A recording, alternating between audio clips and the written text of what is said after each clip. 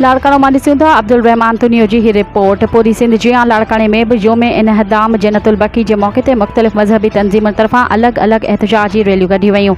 इन सिलसिले में तहरीक निफ़ाज़ फ़क़ाए जाफ़रिया पाकिस्तान ज़िले काउंसिल लाड़काणे तरफ़ां शहर के ओल्ड बस स्टैंड खां सूबाई नाज़िमुल अमूर अल्लामा क़ाज़ी ग़ुलाम रज़ा मुनव्वर अली जलबानी इम्तियाज़ अली मकोल नादिर अली जामरी ज़वार ग़ुलाम कंबर कलोहड़ो फ़हीम अनवर शेख परवेज़ सांगी फयाज़ हुसैन गंगो ऐं ॿियनि जी अॻवानी में तहरीक निफ़ाज़ फ़क़ाए जाफ़रिया सिंध सादिक़ाने ज़िले तरफ़ां शहर के इमाम बारगाह हैदरी खां सदर ज़वार जावेद अली मिठानी जनरल सेक्रेटरी अल्ताफ़ हुसैन मदहोश भुट्टो ज़वार रसूल बख्शी शाहानी ज़वार बरकत जाफ़री ऐं ॿियनि जी अॻवानी में अलॻि अलॻि एहतजाजी रैलियूं कढियूं वयूं जेके शहर के मुख़्तलिफ़ रोडनि रस्तनि खां थींदियूं जिना बाग चौक ऐं प्रेस क्लब अॻियां पहुतियूं।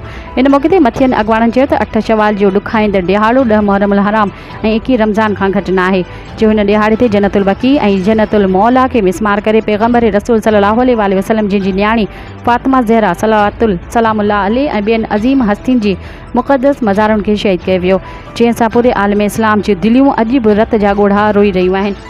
अहिड़े अमल के 101 साल गुज़री विया आहिनि पर अञा ताईं जन्नतुल बकी ऐं जन्नतुल मौला में दफ़न थियल अज़ीम हस्तियुनि जा मुक़दस रोज़नि जी नए सिर तामीर न थी सघी आहे।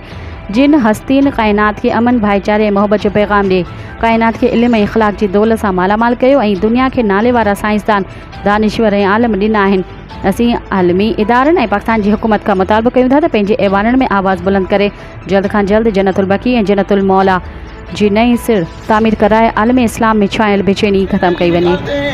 तामीर करो कब्र बतूल तामीर के कब्र बतूल जो मिसमार की गई है इमाम हसन मुश्तबा की मज़ार इमाम अली ज़ैनुल इस्लाम की मज़ार इमाम मोहम्मद बाक़िर इस्लाम की मज़ार इमाम जाफ़र सादिक़ इस्लाम की मज़ार वफ़ातुल मोमिनीन की मज़ार सहाबा इकराम की मज़ारें ख़ानदान अहल बैत की मज़ारें जो मिसमार की गई हैं उनको दोबारा तामीर किया जाए। हाले सऊ जेको आहे जेको तामीर छो नथी करे ऐं केतिरे अरसे खां वठी जेको आहे उन्हनि अॼु 8 शवाल जो ॾींहुं आहे। हीअ असांजो भरपूर जेको एहतजाज आहे सालों साल कंदा रहंदा आहियूं। इन जे करे कंदा रहंदा आहियूं त हसनैन जी अम्मा जनाब सैयदा फ़ातिमा ज़हरा सलामुल्लाह अलैहा जो रोज़ो ऐं असांजे चइनि इमामनि जो रोज़ो राथो वियो।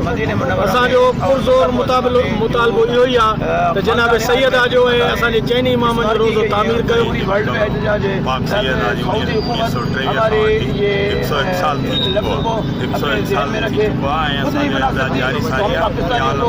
पूरे आलम में पूरे पाकिस्तान वाले बनाएंगे वाले कह रहे हैं हम बनाएंगे लेकिन बनाते क्यों नहीं है?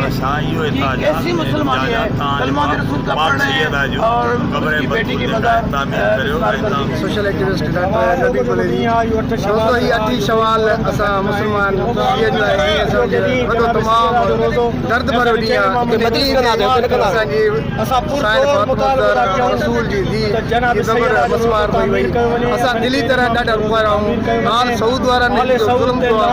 असां आलिमी इदारनि में चऊं था